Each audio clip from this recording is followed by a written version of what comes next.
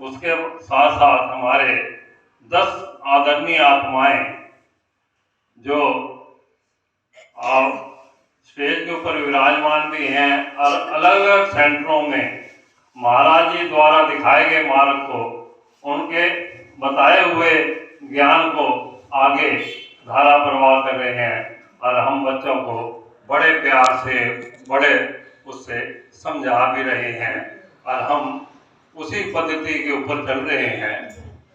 श्री गुरु महाराज जी और संत ब्राह्मण जी महाराज जी, जैसे पहले भी बताया था कि ये एक किस्म से हमारे जड़ें हैं और इन जड़ों के ऊपर हमारी ये 10 कई बाइयाँ आई थी, कई देवियाँ यहाँ पे आई थी, उनमें से 10 ने बाइयों का रूप धारण किया आगे बढ़ते हुए और उनमें से कुछ आगे भी बढ़ते चले गए।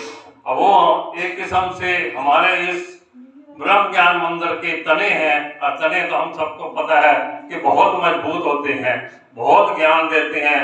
क्यों? उन्हीं से ही ये शाखाएं निकलती हैं, तना ही आधार होता है और उन शाखाओं के ऊपर फूल भी खिलते हैं, फल भी खिलते हैं और जिन शाखाओं के ऊपर फल निकले खिलते हैं वो सारे आज महाराज जी की, संत महाराज जी की हाजिरी के ऊपर बैठे हुए हैं।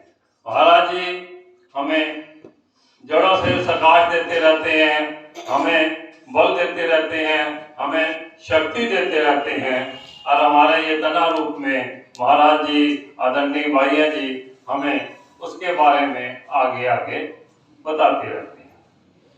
जैसे कल दिल्ली से आए हुए महान आत्मा जो हमारे समय में राजभाई जी के नाम से विख्यात थे, तो उन्होंने कल बड़ी अच्छी बातें बताई कि ये महाराज जी ही तन मन धन सब कुछ यही देते हैं। बिल्कुल ठीक है, सब कुछ इन्होंने दिया और फिर हम कह भी देते हैं, आते भी हैं इनके पास और कहते भी हैं महाराज जी सारा कुछ तोड़ा।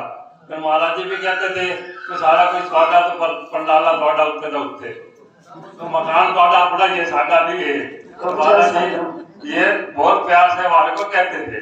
जैसे कल शाम को भी मधु बहन जी ने बताया कि हमारी उन्होंने ढोलक की ड्यूटी लगाई कि आप ढोलक बजाओ, लेकिन ये कहते हैं कि हम तो फिर गृहस्थी आदमी दुनिया में चले जाते हैं। तो महाराज जी के पास सभी आते थे। मेरे ख्याल तो कोई ऐसा विरला, जैसे इन्होंने कल बताया, कोई ऐसा विरला नहीं होगा जो इनके पास आके अपनी समस्या लेके नहीं आया होगा।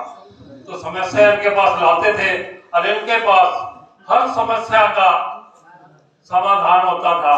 हर किसी की समाधान इन्होंने समाधान निकाला है। हर किसी को इन्होंने जो बच्चा चाहता था इनके पास आके वो इन्होंने पूरा किया है। और एक चीज आपने विशेष देखी इन्होंने, आपने और भी गुरु देखे, वो भी गुरु नानक देव को भी देखा, वो कहते थे एक ओंकार, उनकी उंगल ऊपर रहती थी। आपने साईं बाबा को भी देखा, वो भी कहते थे सबका मालिक एक। आप क्रिश्चियन क्राइस्ट साइड पे भी चले जाओ, वो भी उनका सारा कहते हैं कि सबके मालिक है। और हमारे महाराज जी के पास आओ तो इनका हाथ ऐसे डालता था। कोई भी हम समस्या बताते थे तो ये कहते थे महाराज ही जाने। इन्होंने कभी ये नहीं कहा कि सब ऊपर उंगली नहीं उठाई। इन्होंने तो इस महाराज जी को इतना रिझाया कि देखो आज तक भी हम फल फूल रहे हैं। तो इनका हाथ ऐसे डालता था कि ये बैठे होते थे, पीछे इनका स्वरूप होता था। ये कहते थे महाराज जी जाने और बड़े से बड़े हल निकालते थे। मेरे जैसे तो मधुबाई जी के भतीजे का हल निकाला, इन्होंने सभी के हल निकाले और मेरे तो निकालते ही निकालते थे। फिर जैसे बताया सेवा के लिए, तो सेवा भी सभी को ड्यूटी दी हुई थी। फिर सेवा दे दी, हम चले गए।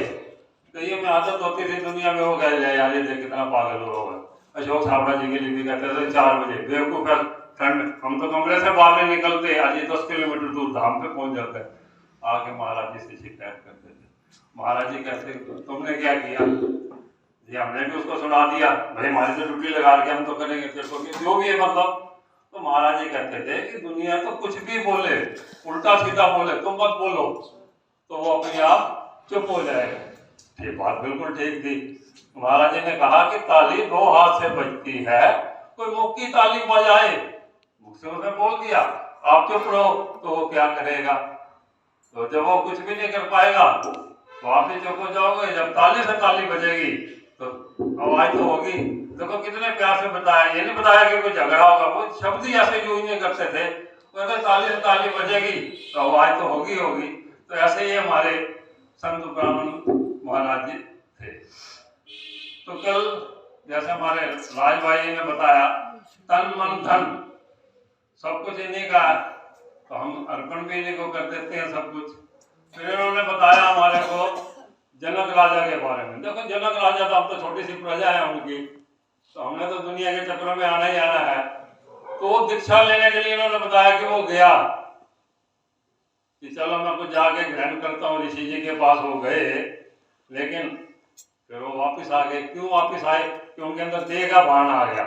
अरे दीक्षा लेने आपको यो कर्म आपने करना। बोले जी मैं पहले अपनी पत्नी से पूछ के आता हूँ कि मुझे क्या करना है, क्या नहीं करना। तो देह के बाण में आ गए ना, तो गए वापस। बोले जी ठीक है आप मेरा मन ले लीजिए। अब देखो ऋषि कितने बड़े ऋषि थे, तो वो भी फिर आपे में आ गए। हम तो फिर बच्चे हैं, तो हमने हमारे अंदर तो अब गार आना ही आना है। तो जैसे वो जाने लगे तो बोले ठीक है जी आप रुक जाओ। बोले क्यों रुक जाओ? मेरे मन ने कहा। कोई बात है, ऋषि जी भी आगे कि ये तो मन मेरे को दिया जा रहा है, तो ये जा कैसे रहा। तो इन्हीं के ऊपर जो है वो कहते हैं। तो आज एक छोटा सा गीत गा के बढ़ाता हुआ